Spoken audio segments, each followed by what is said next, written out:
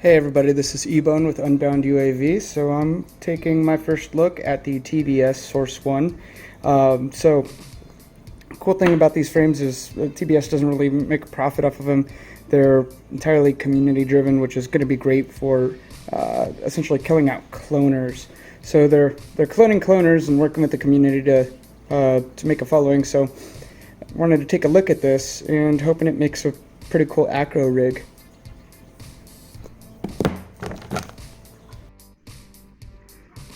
So to go ahead and start assembling this, what you're going to do is start off with the top plate. So here's the top of the top plate. You're going to flip that bad boy over, lay that down. Now you're going to go ahead and put your arms where they need to go. So this is the easy way. Now at this point, once you get your arms in place, you're going to go ahead and put on your sandwich plate.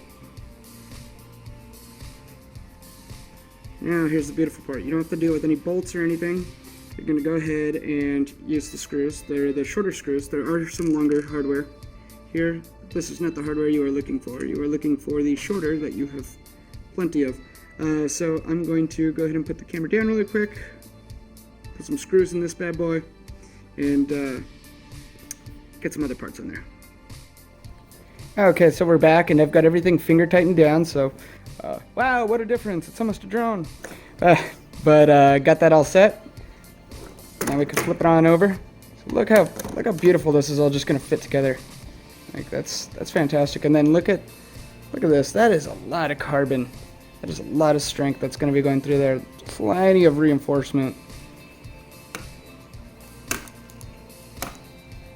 So next we're gonna go ahead and get these guys on there, get the standoffs, get the camera mounts and the top plate. So right now I'm just going to go ahead and throw a dry run of the build entirely, and then I'm going to do a transfer over on it later. Okay, so now the frame is just about done. It's finger tight. There's the standoffs, and I went ahead and put the camera mounts in. A couple cool things that I did notice is you can take a 30x30 or 20x20 stack. However, to get a little cleaner gyro, what I'm actually going to do is use the 20x20 with soft mounts here, and at that point put an adapter plate and the adapter plate to the 30-30. So the idea behind that is I'm not going to be getting all this noise from the arms.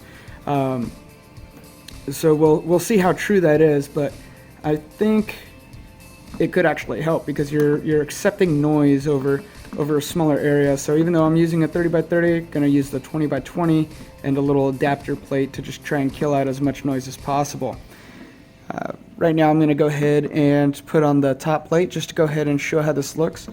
Oh, one more thing. The cool thing is, you check this out, 20x20, 20x20, 20x20. So if you're going to be running a split style camera, so if you're running a Caddx Turtle, if you're running a Caddx Tarsier, if you're running a Runcam Split 2, anything in that class, you're going to have plenty of places to put that board. So this is a pretty dang good frame, especially you're going to have all that protection, all the same protection that your other components get. Now that we've got the top plate on, we're going to go ahead and clean it up before we put the sticky pad.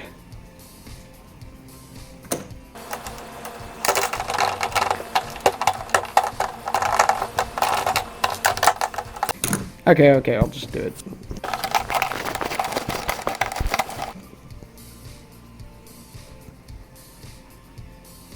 Alright, so to clean it up with some alcohol, you see, anything that comes off the carbon. Obviously, the cleaner you make it, the better this pad's going to stick, and it'll last you a bit longer. So this pad isn't exactly sticky. It's a pretty thick, durable feeling rubber, so it'll just cushion enough. This isn't actually going to replace anything like UMA grip, but also when kept clean, notice it does give a little bit of resistance, and I'm betting that when you actually use this and put your strap on down, it's actually going to help grip a bit.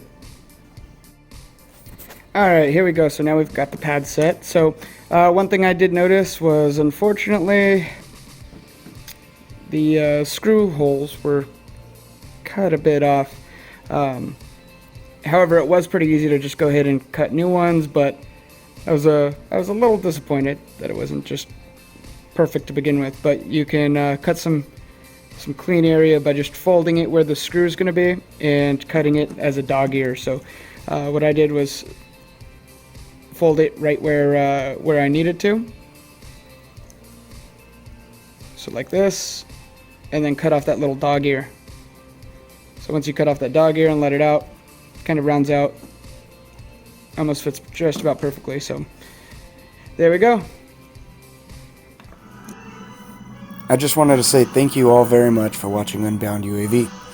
If you would like to see more videos like this, feel free to like and subscribe. If you would like to help, feel free to click my Patreon link below. Every penny helps.